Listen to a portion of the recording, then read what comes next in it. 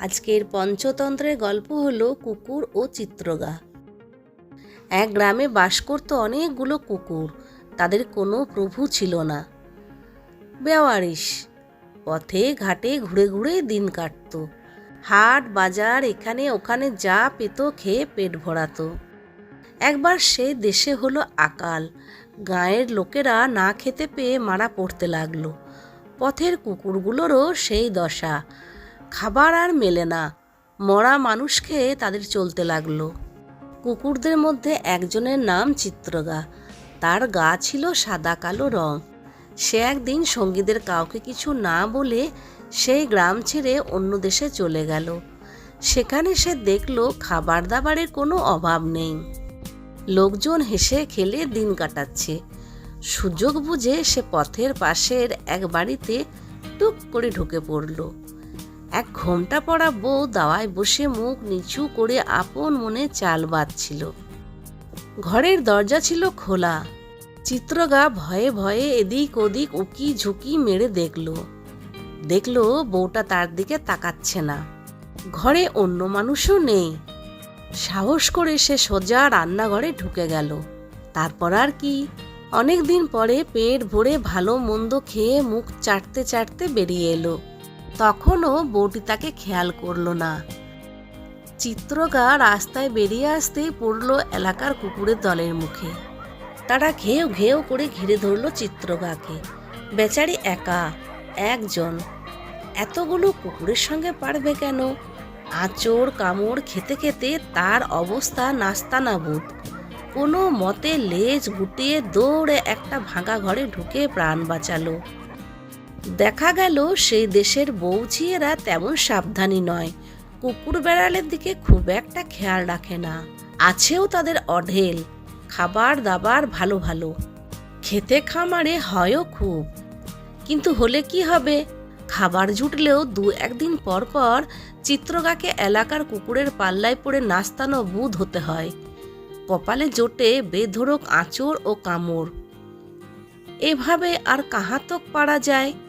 জাত ভাইদের হাতেই জোটে দুর্ভোগ। একেবারে অতিষ্ঠ হয়ে উঠল সে। সারা গা ব্যথা, এখানে ওখানে ঘা, রক্তের দাগ।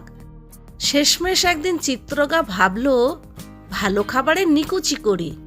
এই বলে সেই দেশ ছেড়ে ফের নিজের দেশের পথে সে পা বাড়ালো। সে ভাবল, দুর্ভিক্ষ হোক আর যাই হোক, নিজের দেশে নির্ভয়ে থাকা অনেক ভালো। নিজের দেশের জাত ভাইয়েরা সবাই তো তাকে চেনে জানে। তেড়ে ফুঁড়ে তো আর কামড়াতে আসবে না। আর তেমন হলে কেউ না কেউ তার দলে থাকবে, তার পক্ষ নেবে। চিত্রগাকে ফিরে আসতে দেখে পুরনো সাথীদের মধ্যে যারা বেঁচে ছিল ছুটে এসে তাকে দেখতে এলো। সে বেঁচে আছে জেনে সবাই একচোট ঘেউ ঘেউ করে খুশি প্রকাশ করলো। সেও মুখ তুলে ওদের সঙ্গে প্রাণ খুলে ঘেউ ঘেউ করলো। বুকটা হালকা হয়ে গেল। এতদিনে চিত্রগা বুঝতে পারলো স্বাধীনতা কি জিনিস। তারপর সঙ্গীরা জানতে চাইল নতুন দেশটা কেমন, কত দূরে।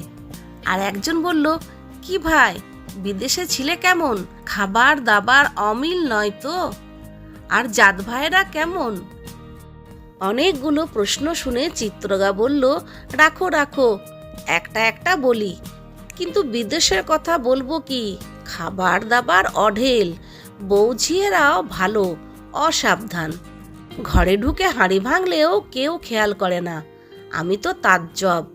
আর বিলে ধান মাছ গরু বাছুর অঢেল। সবাই বলল, সত্যি? চিত্রগা বলল, সত্যি হয়ে কি লাভ? সেখানকার জাত ভাইরা হলো শত্রু। শুধু শত্রু না, মহাশত্রু। তাদের উৎপাতে টিকতে না পেরে নিজের দেশে ছুটে এলাম। এখানে অল্প স্বল্প যা জোটে তাতেই সই। উপোস দেব তাও ভি আচ্ছা। তবুও নিজের দেশ ভালো। দেশের মাটিতে নিশ্চিন্তে শোয়া যায়। বন্ধুরা, গল্পটি কেমন লাগলো তা অবশ্যই কমেন্ট করে জানাবে। আর যারা নতুন বন্ধু তারা চ্যানেলটি সাবস্ক্রাইব করে আমাদের পাশে থেকো প্লিজ। সকলে খুব ভালো থেকো, সুস্থ থেকো, আনন্দে থেকো, এই শুভকামনা নিয়ে এখানে শেষ করছি। বাই।